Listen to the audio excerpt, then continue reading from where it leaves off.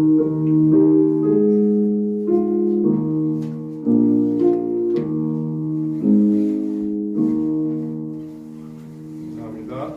하나님께서 아침에 우리에게 주신 말씀은 그 순교할 서도겠는데요. 창세기 5장 14, 창세기 5장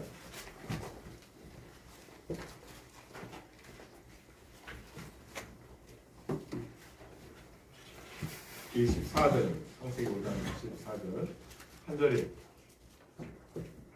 같이 읽겠습니다. 에녹이 하나님과 동행하더니 하나님이 그를 데려가심으로 세상에 있지 아니하였더라. 아멘. 다음 신약 히브리서 11장 5절입니다.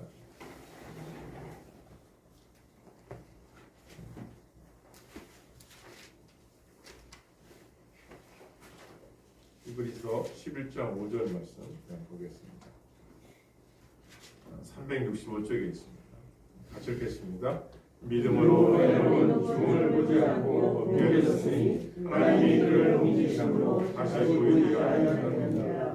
그는 옮겨지기 전에 하나님을 기쁘시게 하는 자라 증거를 받았느니라. 아멘. 이거 유튜브에 저기 소리 나오고 있어요? 하나 앞드리세요. 항상 기뻐합시다. 항상 기뻐합시다. 쉬지 말고 기도합시다. 쉬지 말고 기도합시다. 범사에 감사합시다. 범사에 감사합시다.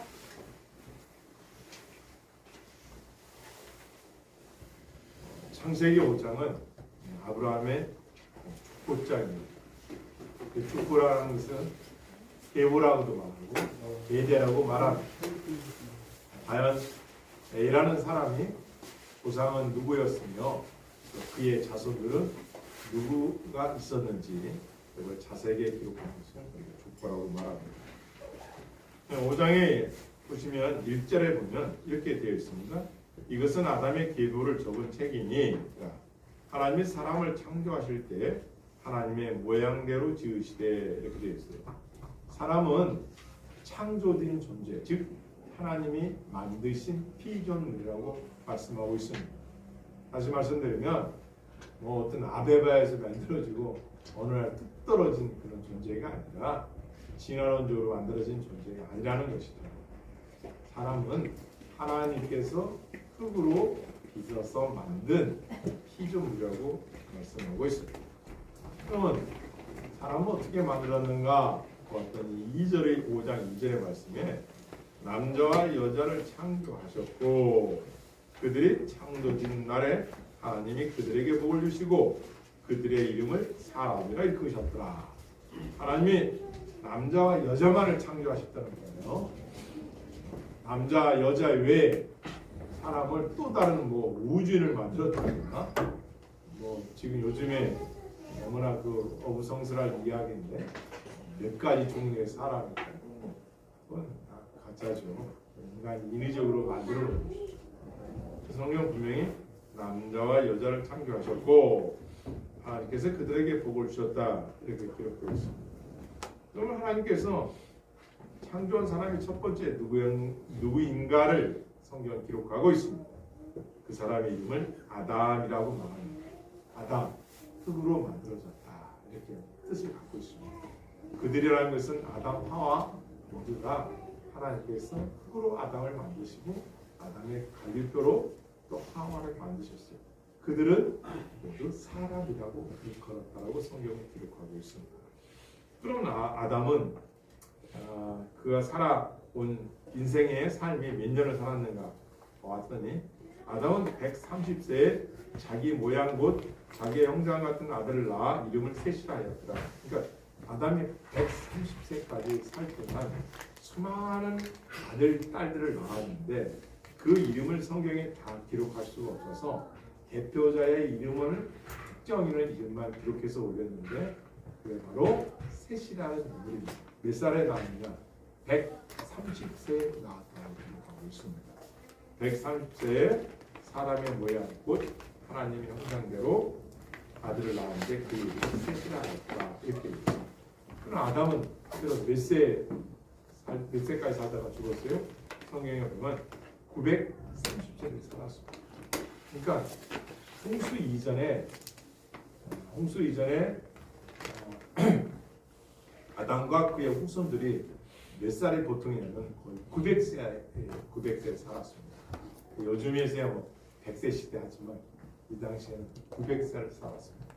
또 성경에 보면 너희 연수가 70여 80이라는 것도 모세가 이렇게 고백하는 거거든요. 사실 그 전에도 또 보면 이 땅이 천년과 같을지라도 하나님은 한 경점에 불과하다.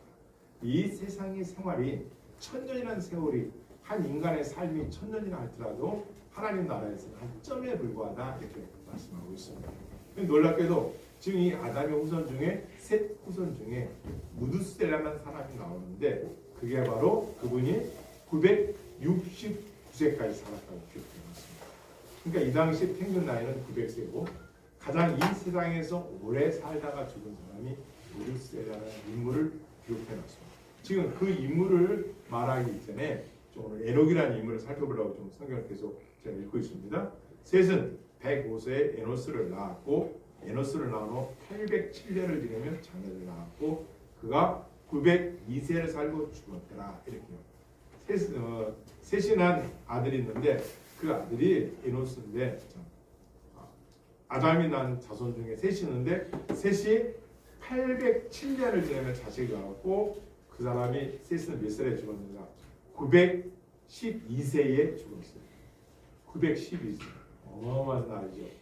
그런데 912세에 에노스를 낳고 그리고 에노스는 게난을 낳고 게난은 마할랄레를 낳고 그러고 나서 이 게난은 910세를 살고 죽었더라. 910세. 그러고 난데 야렛이라는 인물이 나옵니다. 이 야렛이 바로 에녹의 아버지입니다.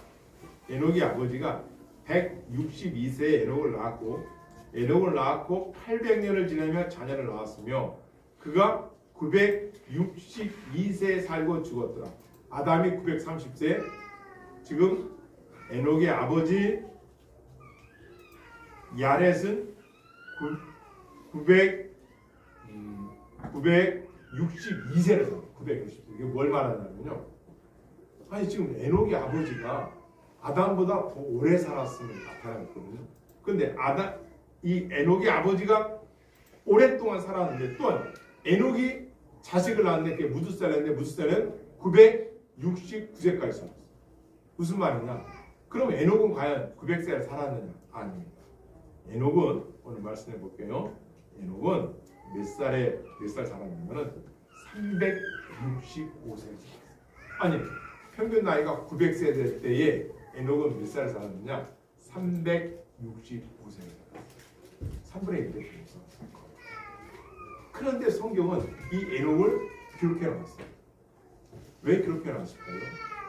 놀랍게도 다른 사람에게는 살아다가 죽었다고 나왔는데 에녹은 다릅니다. 아까 우리가 읽은 5장 24절 한번 같이 마이크도 한번 해주세요. 같이 읽겠습니다. 시작.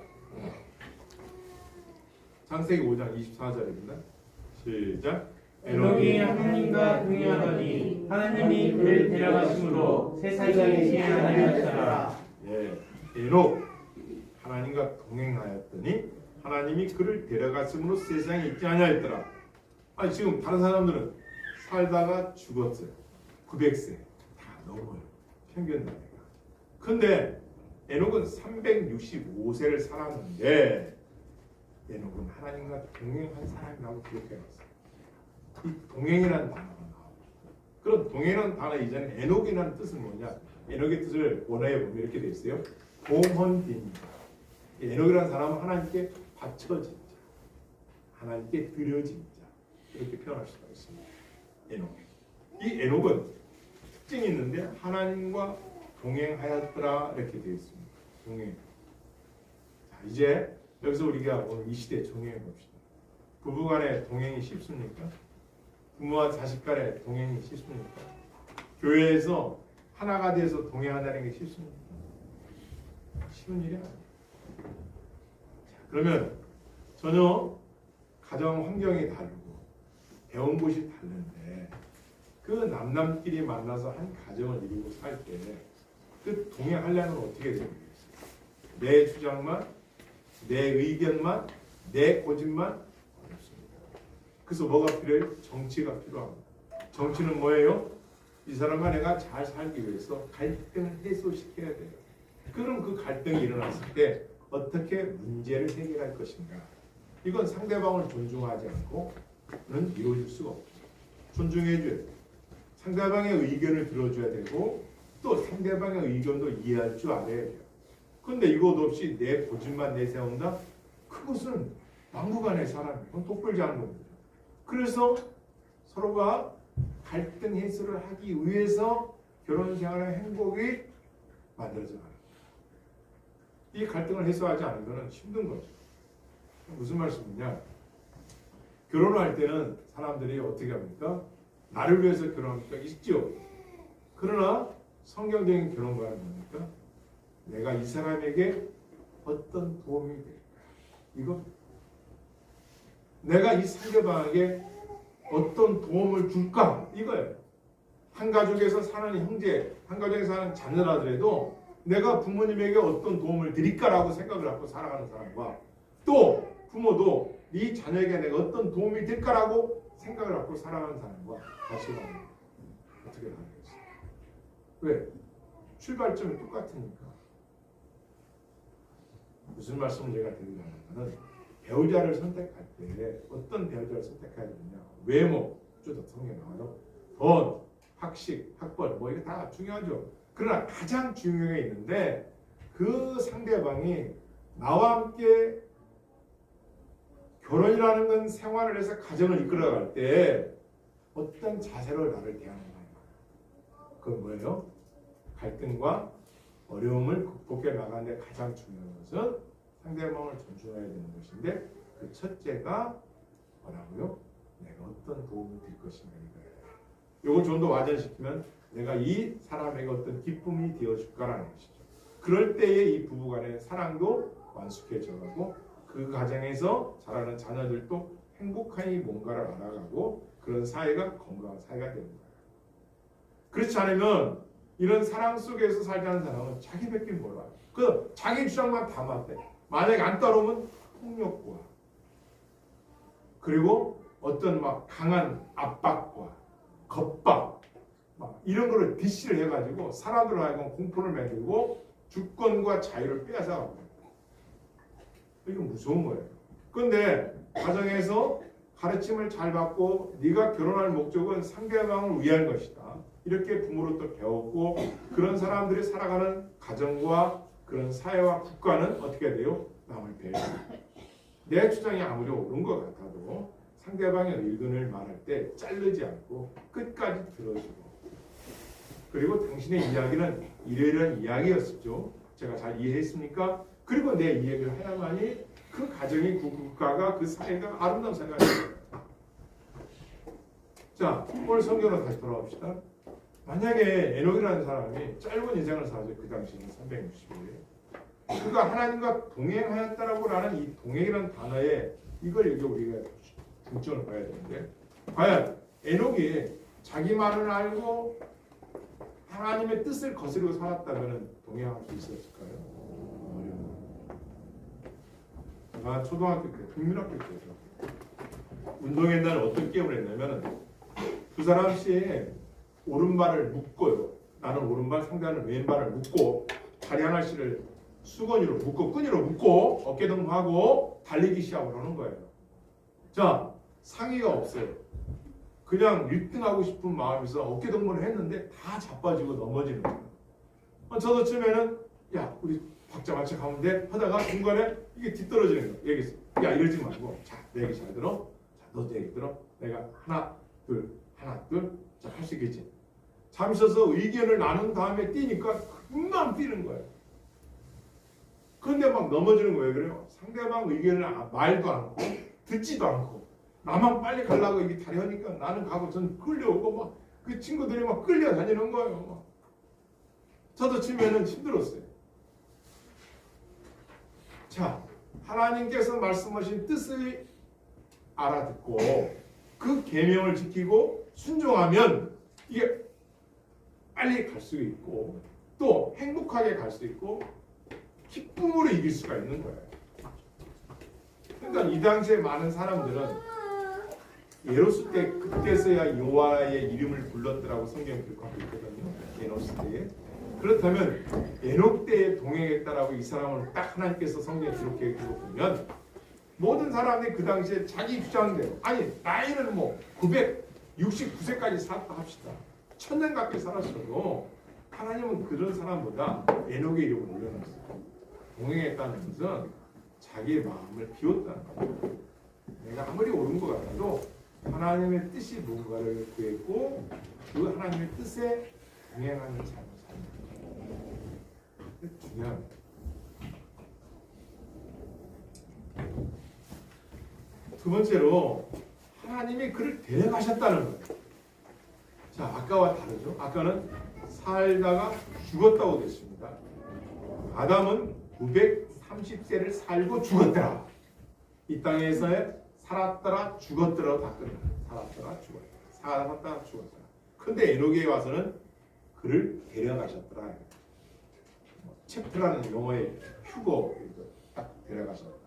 그러니까 죽음을 보지 않고 에녹을 데려가신 거예요. 왜? 하나님과 동행했습니다. 하나님이 너무 기뻐하신 거예요. 그래서 데려갔어요. 산채로 데려갔어요. 이런 인물이 또 한 번 있죠. 엘리야. 살아 있을 때 산채로 데려갔어요. 살아있는 예수님이 부활하시고 사도행전 1장에 보면 예수님이 부활하시고 그 변형된 새로운 변형된 그 몸을 하나님께서 어떻게 해요? 하나님 어떻게 하셨다고요? 데려가셨다. 하나님 하늘에서 승천하신 것이죠. 데려가신 게 아니라 하늘로 승천하셨죠. 그러면 에녹과 엘리야 우리 예수님 어디에 있을까요? 그냥 공중에 어느 장소가 있죠. 여러분과 내가 믿는 사람이 들어가는 장소가 있는지 믿으시길 바랍니다. 요한계시록 21장 4절 이렇게 되어 있어요. 거기는 사망이나 곡하는 것이나 아픈 것이나 죽음이 다시 없는 거예요. 그 나라예요.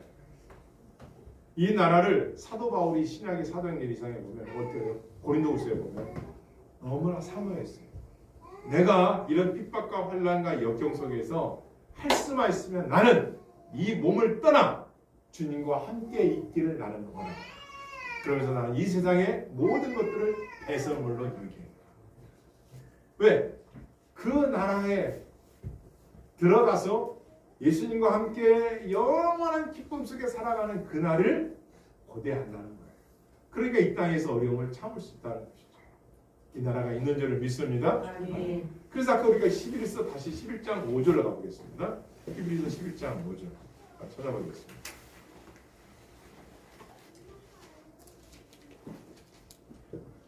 5절 6절인데요. 믿음으로 우리 한번 이렇게 앞에 화면도 같이 보시고 한번 읽겠습니다. 시작. 믿음으로 에녹은 죽음을 보지 않고 옮겨졌으니 하나님이 그를 옮기심으로 다시 보이지 아니하였느니라. 그는 옮기기 전에 하나님을 기쁘시게 하는 자라 증거를 받았느니라. 6절 읽겠습니다. 시작. 믿음이 없으면 하나님을 기쁘시게 하지 못하니 하나님께 나아가는 자는 반드시 그가 계신 곳과 그와 그가 자기를 찾는 자들에게 상승하는 이심을 믿어야 하십니다. 할렐루야. 여기 봤더니 아까 동행이라는 단어가 나왔고 에녹의 특징은 뭐냐? 하나님을 기쁘시게 하는 사람이었어요. 우리의 믿음의 조상이고요. 이 에녹은 하나님을 기쁘시게 해드리는 사람이었어요. 제가 엊그저께 강아지 한 마리에 나온 유튜브를 봤어요. 강아지가 이제 다 이 땅에서 뭐 다 생명이 다 된가 봐요. 쓰러져 있어요. 부인이 울면서 그 강아지를 마지막 임종이라 해야 되나요? 지켜보고 있어요. 쓰러져서 힘이 없어요. 그런데 그 강아지가 가장 좋아하는 그 남편, 그 집안의 주인, 그 어른이 딱 들어와요. 그러니까 강아지가 딱 일어나더니 온 힘을 다 해서 그 주인 앞에 가서 꼬랑지 한번 이렇게 하다가 쓰러져 죽었어요. 저는 그 짧은 내용을 보면서 뭘 느꼈냐면 충성이라는 게 어마어마하다. 어떻게 저 강아지는 자기가 지금 죽어가는데 남은 그 힘을 짜내서 자기를 가장 사랑해줬던 자기가 가장 좋아하는 그 주인이 문을 열고 들어오자마자 그 발밑에 가서 결국은 쓰러져요. 그리고 죽었어요.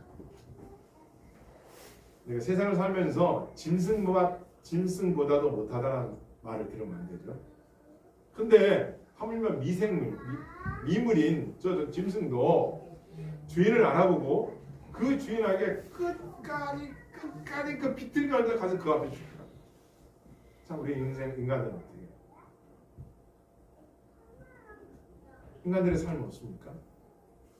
과연 나를 낳아주고 길러준 부모님, 그리고 내게 인생을 살면서 베풀었던 은혜입니다.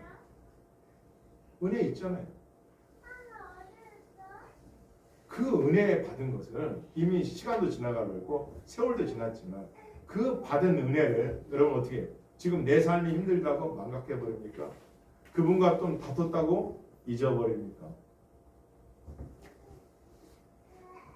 내가 힘들고 어려웠던 그 배고팠던 시절에 나에게 사랑을 베풀고 은혜를 베풀던 사람들에 대한 사랑을 잊어버린 거예요. 짐승도 끝까지 가서 쓰러져 죽는 순간까지도 주인 앞에서 죽더라고요. 자, 에녹은 자기가 비록 365세를 살았지만 하나님 앞에서 하나님 기쁘시게 되는 자였다. 성경이 그렇게 기록해놨습니다. 자, 어떻게 그럼 하나님 기쁘시겠을까요?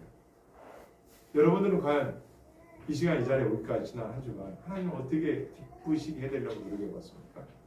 구원 받았다는, 내 죄가 용서 받았다는, 내가 지금 먹고 살아가고 직장, 이 모든 것이 하나님 주신 거라면, 이걸 믿는다면 과연 이것을 주신 하나님께 여러분 어떠한 삶을 살고 왔느냐 이래. 열심 내는 것 중요합니다. 저는 이렇게 배웠어요. 잘해야 돼요. 잘하는 것 중요해요. 방향이 좋아요. 잘하고 열심을 냈는데 방향은 엉뚱한 것이에요. 그럼 나중에 달려가가지고 그때 가서는 어떻게 됩니까?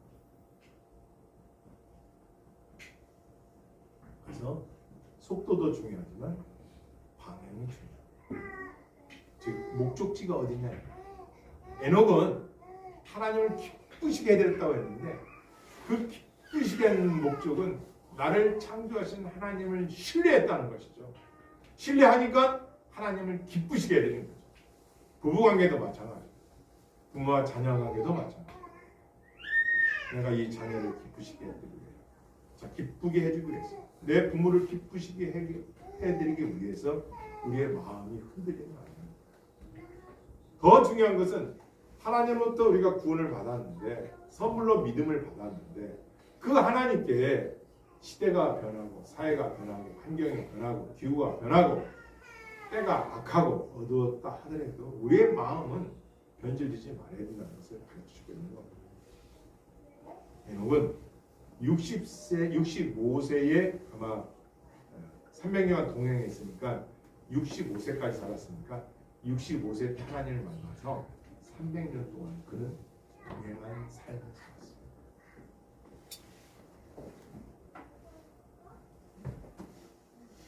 그러면 우리가 살펴보고 있습니다. 과연 어떻게 하나님을 기쁘시게 해드릴 수 있느냐. 그리고 그 전에 우리가 어떻게 하면 어떻게 하는 게 아니라 왜 우리는 하나님을 기뻐해야 되냐.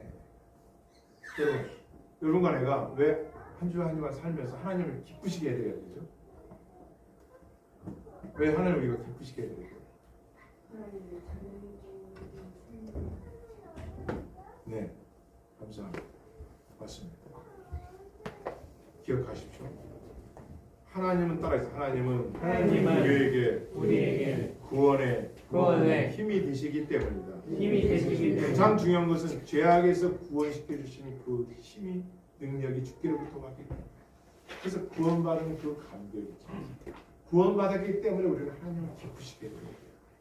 이 세상 어떤 종교도 어떤 사상도 이념도 여러분과 나를 죄에서 구원할 필요는 없어요. 천하 만민의 구원받을 만한 이름을 예수 그리스도 외에 이 세상에 주신 일이 없다 라고 말씀하셨어요. 그래서 여호와 하나님을 우리가 기쁘시게 해드려야 할 이유는 내가 구원받았기 때문에 구원의 힘이 그분에게 있기 때문에. 할렐루야. 그래서 하박국 선지자는 이렇게 말해요. 비록 무화과 나무가 무성치 못하며 포도나무에 열매가 없으며 감람나무에 소출이 없으며 밭에 식물이 없으며 감람나무에 소출이 없으며 또 우리의 양이 없으며 외양간에 소가 없을지라도 나는 여호와를 인하여 즐거워하며 나의 구원의 하나님을 인하여 기뻐하리로다. 하는 게 없다 하더라도 먹을 양식이 없다 하더라도 내가 구원받았다는 것 때문에 또 구원 주이신 하나님을 찬양함으로 기뻐한다는 거예요. 이것이 우리가 하나님을 기쁘시할 이유 중에 첫 번째입니다. 두 번째로 따라서 여호와를 기뻐함이 우리의 힘이 되기 때문이다. 여러분과 나의 힘이 뭐라고요? 여호와를 기뻐. 여기를 보시고 여러분과 나의 힘이 뭐라고요? 여호와를 기뻐하라. 이게 무슨 장면이냐면요. 느헤미야 8장에 보면 바벨론 포로에서 돌아왔어요. 그 수문학 광장에서 지금 에스라가 나무로 된 상자 위에서 설교를 하는 게 아니라 성경을 읽습니다. 그때 레이 지파 사람들하고 그다음에 느헤미야 총독하고 에스라는 율법을 읽습니다. 그 정오부터 아침부터 정오까지 보통 9시부터 한 오후 3시까지라고 합시다. 9시부터 오후 3시까지 그렇게 되면 한 거의 6시간 이상 계속해서 수문학광장에서 하나님의 말씀을 들었어요. 그리고 그들이 땅에 엎드렸다가 일어나면서 아멘을 2번 하고 머리를 땅에 찧어가면서 아멘하면서 울면서 온 백성이 하나님께 드리는 거예요. 왜냐? 바벨론에서 하나님 말씀을 못 들었어요. 그리고 자기들이 이 바벨론에 끌려온 이유가 뭐냐? 그 이유는 간단해. 우상 숭배하고 하나님의 말씀을 기뻐하지 않고 순종하지 않아서 그런 결과가 나온 거예요. 왕으로부터 백성에게까지 모두가 심지어 하나님은 선지자를 통해서 많은 선지자를 통해서 하나님께 돌아오라고 해도 그들은 듣지 않았다가 결국 나라를 빼앗기고 바벨론에 70년간 포로 생활을 했습니다. 그리고 하나님이 페르시아의 고레스 왕을 통하여 그들을 다시 예루살렘에 회복시켜 주었어요. 왜? 하나님의 언약은 하나님의 약속을 지키시는 분이니까. 그래서 예레미야가 한 그 말씀대로 70년 후에 바벨론 돌아왔어요. 돌아와서 보니 땅은 황폐되었고, 그죠? 완전히 나라가 성전은 타버리고, 그런 데서 느헤미야가 50일 만에 성전을 건축하고 에스라가 귀환을 해서 율법이 있는데 이 백성들이 할아버지부터 자손의 이르기까지 모두가 다 성경에 이렇게 되어 있어요. 얼마나 감동적인지 하나님 앞에 예배드린다는 이 기쁨이 하나님의 말씀을 듣는다는 이 기쁨이 얼마나 감동적인지 이들이 온 백성의 눈물을 흘리면서 예배를 드려요. 그리고 자폰 그 바벨론에서 데리고 온 아내 자식들을 다 버려요. 하나님을 믿지 않는 자들과의 그런 것들을 다 끊어. 그리고 그들이 울면서 예배를 드리는 장면이 나옵니다. 그때 이 에스라가 느헤미야가 레이 사람들이 하나님 말씀을 전합니다. 뭐라고 합니까? 이렇게 말합니다. 느헤미야가 또 이르기를 너희는 가서 살찐 것으로 먹고 단 것을 마시되 예비치 못한 자에게도 나누어 주라. 이날은 주의 성일이니 근심하지 마라. 따라서 여호와를 기뻐하는 것이 우리의 힘이니라. 할렐루야. 이때 하신 이 느헤미야가 한 고백이 이거예요. 여호와를 기뻐함이 우리의 힘이라고 말씀하고 있는 거예요. 여호와를 기뻐함이 우리의 힘이다. 여러분과 나의 기쁨이 세상에서 주는 것 그건 잠시예요. 여러분과 내가 육체를 가지고 있는 이 삶은 살아가는 동안에만 있는 기쁨이에요. 그것도 기쁨이 많습니까? 모세가 고백하기를 너의 연수는 70이라 80이라 그 연수의 자랑은 수고와 괴로움 뿐이요. 날아간다는 수고와 괴로움뿐이라는 거예요. 인생이 기쁨이 많지 않다는 거예요. 그런데 느헤미야는 뭐라 주일 하나님 앞에 드리는 날에 기뻐하라 이렇게 말해요. 기뻐하라. 그것이 힘이라는 거예요. 다시 말씀드리면 인생의 육체를 가지고 있는 이 땅에서의 여러분과 나의 기쁨은 하나님으로부터 오는 기쁨, 그분을 섬기는 데서 오는 기쁨을 회복하고 그 기쁨으로 만족할 줄 알아야지 이 세상에 좋은 거 먹고 마시고 여행 그때뿐이라는 거예요. 영원한 만족은 없습니다.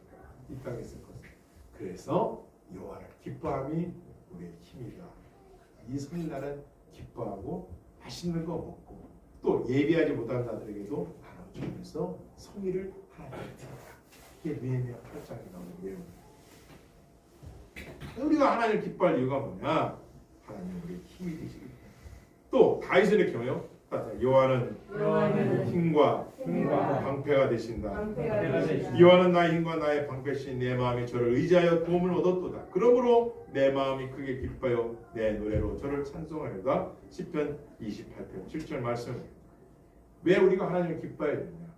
여호와는 나의 힘이 되시고 나의 방패가 되시고. 지난 한 주간 여러분과 내가 알 수는 없지만 그 작은 일이든 큰 일이든 그 사고의 순간이든 어려운 일이든 간에 하나님께서 보여주십니다. 그 은혜를 감사합니다. 또 시편 31편 7절 말씀이 나의 고난을 감찰하시고 환난 중에 내 영혼을 알고 계신다. 누군가가 나를 알아준다. 얼마나 기쁜 일이야.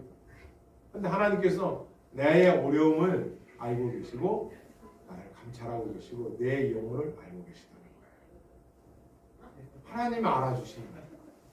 여러분이 그 순간순간 살았을 때는 잘 몰랐지만 그 순간에서도 하나님의 인도하심이 있었고 보호하심이 있음을 믿으시길 바랍니다. 아멘. 자, 그렇다면 우리가 어떻게 하나님을 기쁘시게 할 수 있는가? 따라하시면 찬양과 감사의 생활로 살아야 합니다. 이 백성은 나를 위하여 내가 지었나니 나를 찬송하게 하려 합니다. 이사야 40장 21절 말씀. 인간을 만드신 하나님의 목적은 하나님을 찬양하는. 언제? 기쁠 때. 언제? 낙심될 때. 언제? 염려와 걱정일 때. 왜? 찬송은 하나님 앞에 드려야 마땅한 겁니다. 놀랍게도 이 찬송은 곡조가 있는 기도라고 하잖아요. 찬양을 드리면 마귀가 없다. 찬양을 드리면 힘이 샘솟아. 찬양을 드리면 능력이 있어요. 아멘. 할렐루야. 그래서 우리가 찬송을 해요. 감사합니다. 우리가 세상 음악을 들을 수는 있어요. 근데 그 세상 음악은 이별, 어떤 고백. 근데 그걸 듣고 위로를 받습니까? 눈물 흘리고 그냥 거기에 공감은 하겠죠. 그런데 그게 무슨 뭐 마귀를 내쫓고 거기에 우리의 영혼이 살아나는 희복이 있고 없잖아요. 그런데 찬송을 부르면 놀랍게도 우리의 영혼이 힘을 얻어요. 할렐루야. 아멘. 우리의 이 영육이 강건해지는 능력이 있어요. 그래서 찬양을 불러요. 두 번째, 따랐습니다. 복음을 전하는 삶이 하나님을 기쁘시게 합니다. 하나님께서는 전도에 미련한 것으로 믿는 자들을 구원하시길 기뻐하셨다. 고린도전서 1장 21절에 나오는 말씀. 하나님은 하늘나라에 죄가 없는 의인 99명이 기뻐하는 것보다 이 땅에 죄인 하나가 회개하고 돌아오는 것을 더 기뻐하십니다. 그분이 하나님. 죄인 하나가 회개하고 죽게 돌아오는 것을 기뻐하십니다. 자, 그럼 우리가 돌아보시죠. 여러분의 지난 한 주간 삶이 찬양은 얼마나 드리고 여러분의 한 주간 삶이 얼마나 복음을 전해서 하나님 기쁘시겠네요. 요 두 가지 성도를 하더라도 쉽다 어렵다 말하기 좀 그렇지만 실천적으로 산다는 게 쉽지는 않을 거예요.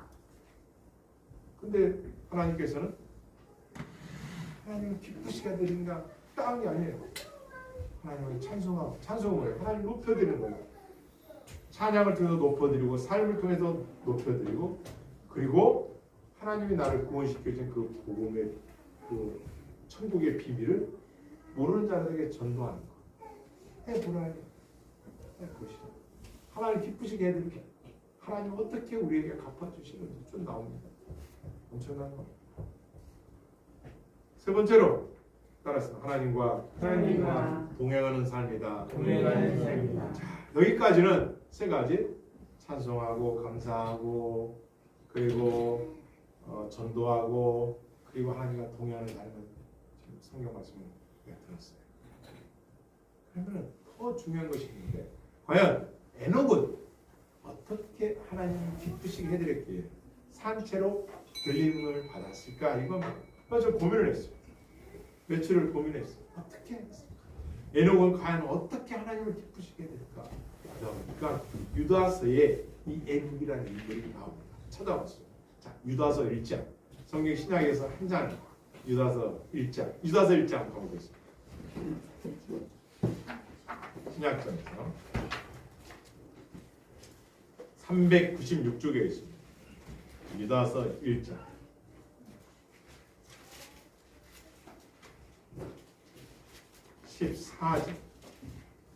14절부터 16절에 있는 말씀입니다.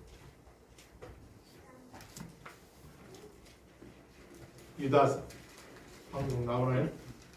예, 유다서 1장 14절부터 16절 한번 같이 읽겠습니다. 시작. 아담의 실대에서 에녹이 이 사람들에 대하여 예언하였는데 보라 주께서 그 수많은 거룩한 자와 함께 임하시니 아멘. 자, 여기까지 먼저 보겠습니다. 14절. 지금 무슨 말씀이에요? 재림 때를 말씀하세요. 재림 때. 예수님이 2000년 전에 초림으로 오셨잖아요. 다시 오실 예수님을 본 거예요. 누가? 에녹이. 와. 이 홍수 심판 이전에 살았던 에녹이라는 인물이 선견자. 이미 이 땅에 다시 오실 예수님을 본 거예요. 그리고 예언합니다. 뭐라고 예언하냐? 예언하여 이르되 보라 주께서 수많은 거룩한 자와 함께 임하셨나니 이 땅에 오실 것을 말씀해요. 이는 무사람을 심판하사 모든 경건하지 않은 자가 경건하지 않게 행한 모든 경건하지 않은 일들 또 경건하지 않는 죄인들이 주를 거스려 한 모든 완악한 말로 말미암아 그들을 정죄하려 하심이라. 예수님이 오실 때 최후의 심판하시는데 어떤 사람을 심판하냐? 경건하지 않는 자. 말과 행동이 경건하지 않는 자를 심판하신다. 그게 뭔가 봤더니 주님을 거슬려 한 모든 완악한 말하는 사람들. 자, 그래서 두 가지를 살펴봅니다. 에녹이 하나님을 어떻게 기뻐하셨을까 봤더니 경건한 삶을 살았다는 걸 우리가 볼 수 있어요. 구별되었으니까 하나님 데려가셨지. 더럽고 추악하고 죄 중에 묻혀 산다면 데려갔겠어요? 분명히 에녹은 그 당시에 환경에 지배받지 않고 나를 창조하신 나를 구원해 주신 하나님을 바라보고 구별된 삶을 살았기 때문에 그렇게 데려갑니다. 계속해서 경건하지 않는 자, 경건하지 않는 자, 경건하지 않는 죄입니다. 그러면 두 번째는 주를 거슬려 한 모든 완악한 말이에요. 말 중요합니다. 에녹은 하나님을 기쁘시게 해드린 자였는데 완악한 말을 사용하지 않았다는 것이죠. 왜? 이 땅에 심판이 뭐로 임한다고요? 완악한 말한 사람, 주님을 거슬려서. 그리고 경건하지 않게 살았던 사람. 그래서 의인 중에도 악인을 걸러낸다. 믿는다 해서 다 천국 가는 얼마나 좋겠어요. 가봐야죠.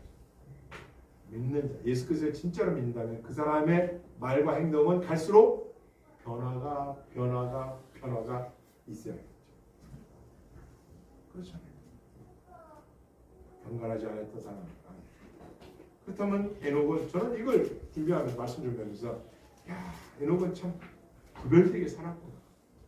돈이 많이 있느냐, 땅이 있느냐, 주식을 얼마 갖고 있느냐, 여기에 삶의 일생을 거기에 투자한 게 아니라 거기에 삶의 목적이 있는 게 아니라 그건 부수적인 것이고 나를 지으시고 나를 창조하신 하나님께 내가 어떤 삶을 살아가 드린 것이 하나님 기뻐하십니다.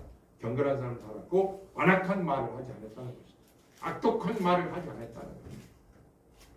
두 번째 16절 여러분 읽겠습니다. 시작. 이는 이 사람은 원망하는 자며 불만을 토하는 자며 그 정욕대로 행하는 자라. 그 입으로 자랑하는 말을 하며 이익을 위하여 아첨하느니라. 여기 본문을 수백 번은 제가 안 읽었어도 수없이 읽었어요. 잘 때도 막 풀어놓고 듣고 수없이 이 본문을 읽으면서 자 들어보십시오. 뭐라고 말씀하냐면 원망하는 자며 불만을 토하는 자라는 거예요. 예수님의 심판은 누구에게 있느냐? 원망하는 자, 불만하는 자. 여러분 이스라엘 백성들이 출애굽에서 광야에서 왜 다 죽었어요? 이스라엘가 뭐 했기 때문에? 원망했어요. 원망. 아니 그렇게 홍해, 요단강, 여리고성 다 승리해 주셨는데 이들은 또 지금 내가 물이 없네요. 또 원망해. 먹을 게 없네. 또 원망해. 아니 여러분의 지금까지 삶을 먹이시고 이쁘시고 재워주시고 도와주셨는데 감사하고 감사해도 모자랄 판인데 원망했어요. 하나님 싫어하십니다. 원망과 불만을 싫어하세요. 그래서 원망이라는 단어를 찾아봤어요. 사전에 뭐라 해요? 원망, 못마땅하게 여겨 탓하거나 불평을 품고 미워함. 안 좋은 게 다 들어있더라고요. 못마땅하게 여겨 탓하거나 불평을 품고 미워하는 사람. 이거 원망이에요. 원망이 그냥 말로만 저 사람 미워 이 정도가 아니라 불평하고 미워하고 핑계대요. 자기 마음에 안 맞는 걸로 못마땅해. 이 사람, 이런 사람이 원망합니다. 불만, 마음에 들거나 차지 않아서 못마땅해 여기고 자기 마음에 안 들으면 불평으로 불만을 여깁니다. 제가 그런 얘기했죠. 내게 불평과 불만의 원인이 상대방에 있을 수도 있어요. 그러나 행복한 결혼생활, 행복한 교회 생활자는 뭐냐? 내 의견도 중요하지만 내 삶도 중요하지만 부모와 자식 간의 부모 의견도 중요하고 자식들 자기 의견도 있지만 중요한 건 뭐냐? 원망과 불평하지 마요. 다시 할게요. 원망과 불평은 하지 마요. 아멘. 왜? 하나님이 기뻐하지 않으니까. 아니 상대가 기뻐하고 이건 차원이 아니에요. 전능하신 하나님이 원망과 불평을 기뻐하지 않는다. 그러면 에녹은 하나님을 어떻게 기뻐했을까 보면 우리가 알 수 있죠. 그의 삶에 원망과 불평하지 않는 삶을 볼 수 있습니다. 소중합니다. 여러분 내가 완전한 사람이 있습니까? 그 세상 사람들이 그렇게 말하거든요. 인문학에서 금수저, 은수저, 흙수저. 세상에 태어날 때 아기가 수저 물고 태어난 아기 소식 들어봤습니까? 없어요. 그건 인문학자들이 인본주의자 하는 말이에요. 무슨 금수저. 물론 부모가 돈이 많아서 그런 집안에 태어나서 뭐 좀 부귀영화 누릴지 모르지만 거기에 다 있는 게 아니야. 거기에 다 갖췄습니까? 아니에요. 아무리 돈이 많아도요 하나님이 그 안에 없으면 채워지지가 않습니다. 하나님 그렇게 만드셨어요. 이 세상을 세계 일주를 하고 날마다 고기로 아침, 점심, 저녁 5끼를 먹어도 그 마음에 주님이 함께하지 않으면 그의 마음이 행복이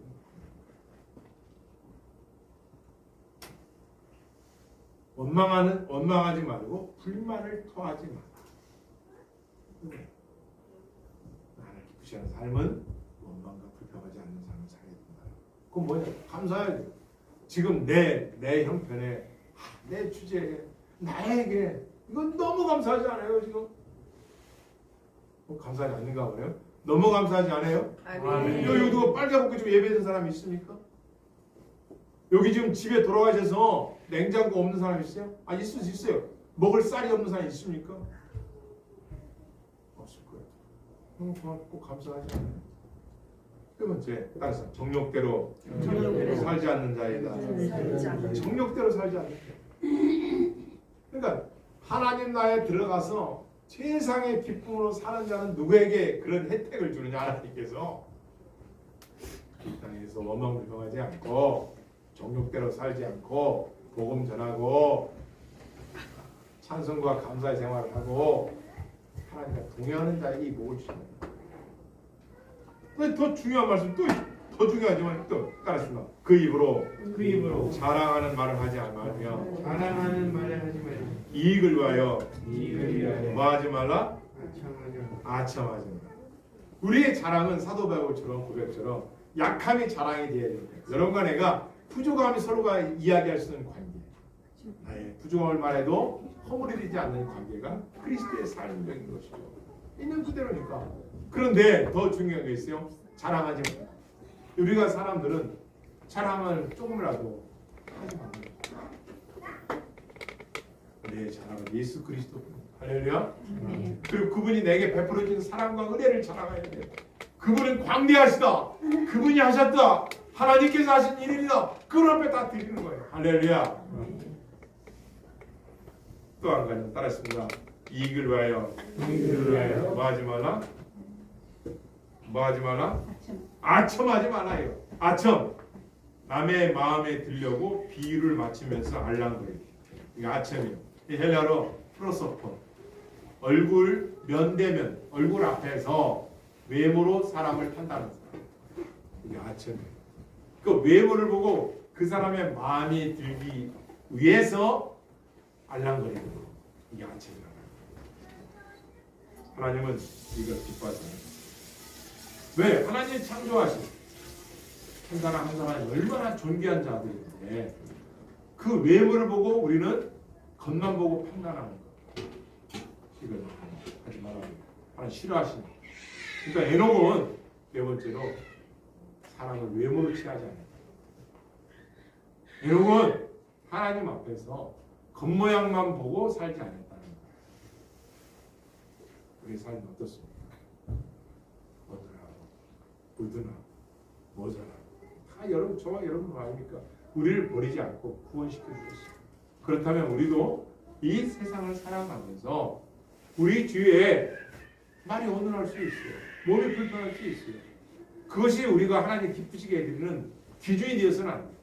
하나님이 그들을 다 소중히 여기시기 때문에 우리 또한 소중히 여기고 외모로 판단하지 않고 하나님을 섬겨드리듯이 내 이웃들도 섬겨야 할 줄을 믿습니다. 아멘. 이걸 말합니다. 사람은 이득을 위해서 살아가지 이득을 위해서.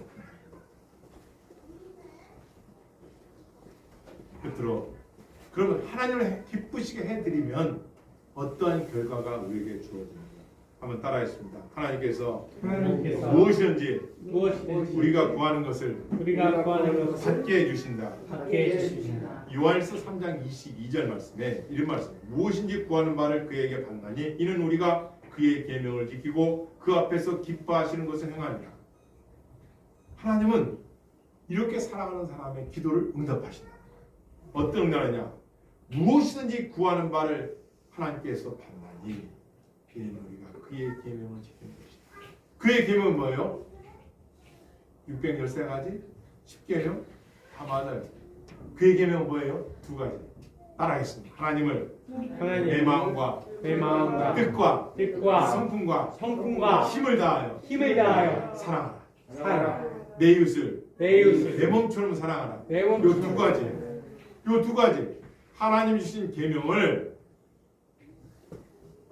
지키라는 것인데 하나님은 내 몸과 마음과 뜻과 성품을 다 사랑하고 내 이웃은 내 몸처럼 사랑하라.